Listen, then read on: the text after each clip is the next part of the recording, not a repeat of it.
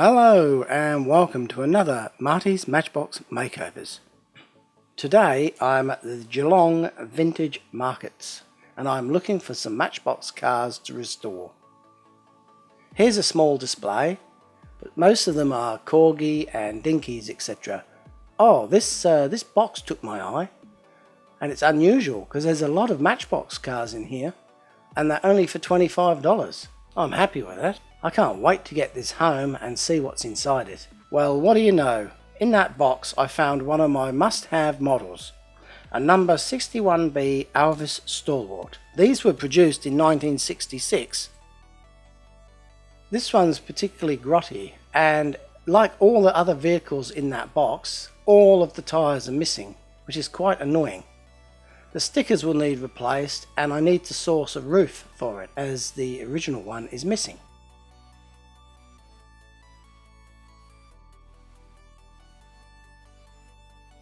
As usual, I use a drill to drill out the rivet and pull it apart. Today I'm using a drill that is 3.8mm in diameter.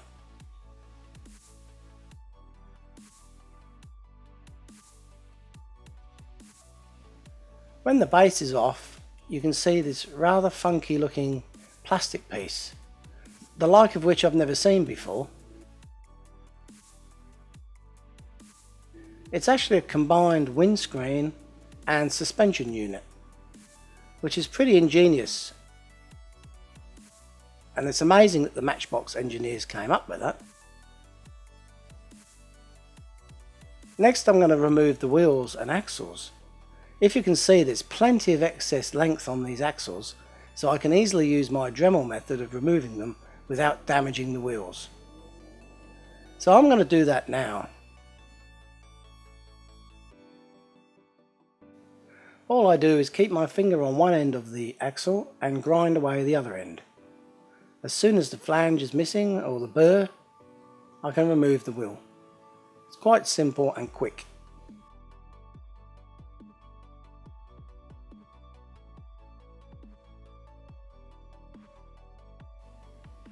Now, because this had no tyres, I decided to have a go at printing my own with my 3D printer.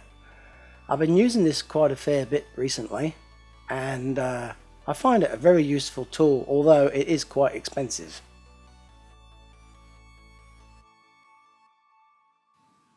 So because this has 6 wheels, I'm printing them in groups of 3.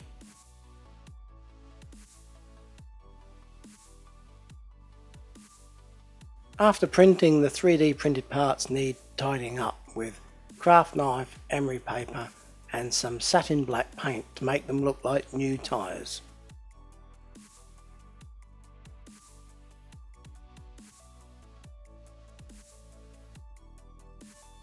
Now once again I'm using my wife's jewellery cleaner. This time however I'm using some of the genuine chemical that came with it. Last time I used dishwashing liquid and it didn't seem to do anything at all. So I'm going to go a second time, and hopefully with the correct chemicals it might do something. So I switch it on to the maximum speed and leave it for half an hour. After half an hour I take the wheels out, and as you can see it's done a pretty good job. It's got all the grime out of that groove inside the hub. Now I'm going to put the tyres on the hubs. When they come out the printer they're made of very solid, hard plastic, which won't easily go over the wheel. So I put them in some boiling water and it softens them up.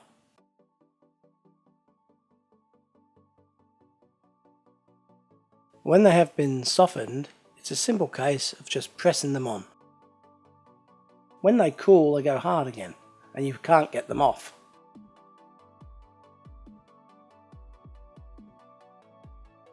Now I paint strip the model in preparation for undercoating. Today I'm using Tamia fine primer, but instead of using white like I normally do, I'm using grey. The reason for this is that the model itself is white when I finish it, and if I'm spraying white top coat onto white undercoat, it's very difficult to see where you have and haven't been. So this is what it looks like after the undercoat. It's a very light grey, by the way. You can really see the details now in this model. There's like hinge pins, rivets around the cabin, tail lights, reflectors, more hinge pins on the back. Matchbox didn't make a very good job of this one. There's some rivets missing above the windscreen there. I guess the girl who's on quality control had a sickie that day. There's nothing I can do about that. Here's the base. I'm not too sure what all these bits and bobs are on here. I guess that could be an exhaust. And maybe a grill for cooling the engine. Now these came out with a yellow plastic canopy covering the rear of the vehicle. Everyone I've seen has got that canopy missing. So rather than buying one from a spare parts place, again I thought I'd make my own using the 3D printer. I do like a challenge. Here's some that failed miserably before I got it right. So not being totally experienced, I'm unable to replicate the stretched tarpaulin look using the 3D printer. So instead I resort to using some plastic putty and just moulded it with my wet finger. Here's the model filler that I used, Humbrol. So after it was set, I sanded it with some very fine emery paper, and then I could see pinholes and imperfections, so I just applied more filler again, and eventually I built it up to this. So I'm going to paint that next. No, I'm not.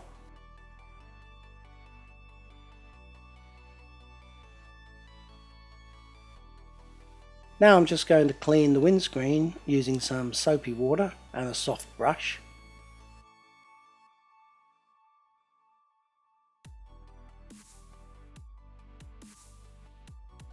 I dry it off with a piece of paper towel and give it a close inspection. There's no obvious cracks, it just needs a little bit of sprucing up. So I use this self-shining floor polish, which is fantastic. All you have to do is immerse the plastic windscreen in it,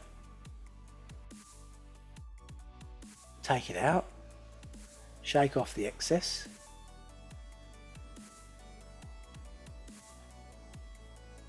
place it on a piece of kitchen towel to absorb any excess product that might still be on there, and put a little dust cover over it whilst it cures. In about an hour it should look brand new. I'm painting this model with Tamia X2 gloss white, thinning it down with some Tamia thinners so it runs through my airbrush a little bit smoother.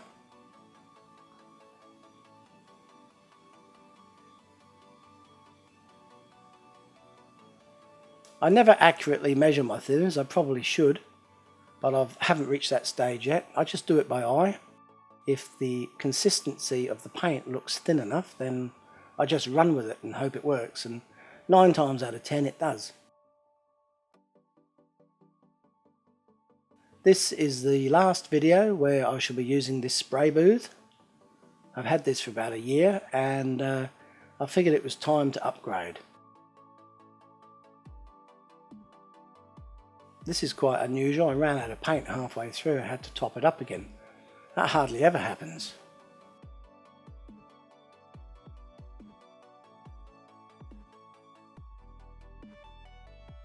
So here's the parts drying on my magnetic clips, and whilst they're drying I'm going to spray my homemade canopy with a Matchbox yellow that I've mixed up. I'm trying to duplicate the yellow found on some Matchbox cars on the wheel hubs. Obviously on this model they're bright green, but on most Matchbox cars they're yellow. So the base is now dry and I can put the wheels back on. As most of you may have seen, I just used this draw press with a modified nail in it. And it's kind of similar, I guess, to what Matchbox must have used in its day. And it does quite a good job. It just squashes and shapes the end and stops the wheels from coming off. Now, rather than buying my own stickers, I thought I would be smart and make my own. Doesn't always work out though, so I thought I'd give it a go. I'm using clear backed decal paper for this. And to save on the paper, because it's very expensive, I've read a tip where if you print on normal paper first, if you're happy with it, then you sellotape a small piece of decal paper over the top of where it printed, and then you run it through the printer again. What you end up with is the original print, only this time it's on the piece of water slide transfer paper that you cut out. Here we go. I'll set it up for glossy photo. Marty's interested, he's having a look. He's always there to support me, Marty. And they turned out not too bad. They could be better. It could be that I'm using non-genuine ink in my printer. It's early days to work out as to whether that's what the problem is, but the standard of the decal did not really seem to be as good as it could, but I went with it anyway.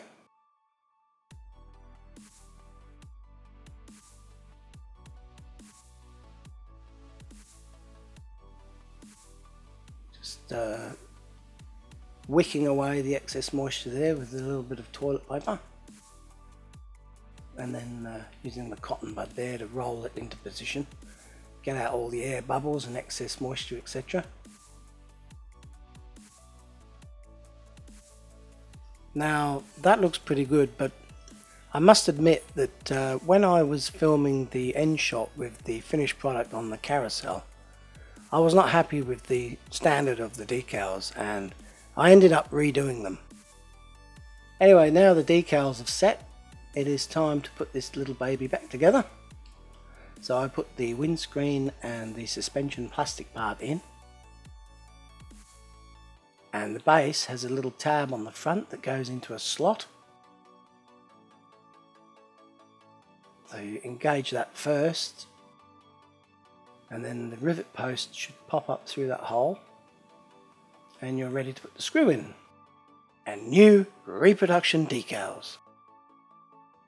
Using a small 2M tap, and that's a 2M screw.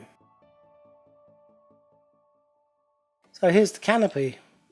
Turned out quite good. I don't want to lose this one, so what I'm going to do, so it's there forever, is I'm going to glue it on with my homemade glue, and I call it Marty's Mastic Mucilage, and it bonds in seconds.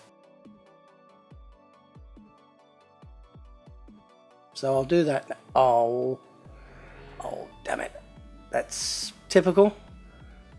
Always make mistakes like that. Now it's all sticky and oh no. Now I can't get this off. It's just everywhere. Oh, this wasn't supposed to happen. Julie. So 1 hour later, here it is, glued on and finished.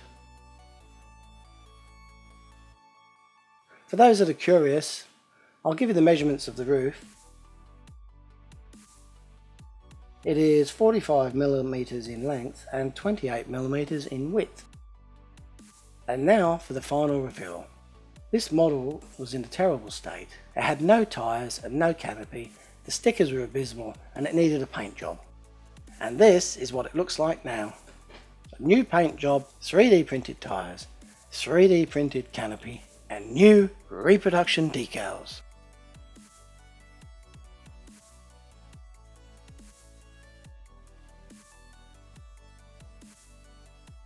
This truck is now back in service, transporting geologists to the remotest parts of the globe where fossil fuels may be found. And now the race is on to discover those elusive oil reserves that the world so desperately needs. Thank you for watching.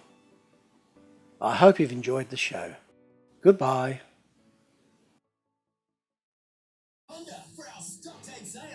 Oh. I hate it when that happens. During this movie I shall be using a new product in my range, which is Marty's Mastic Mucilage.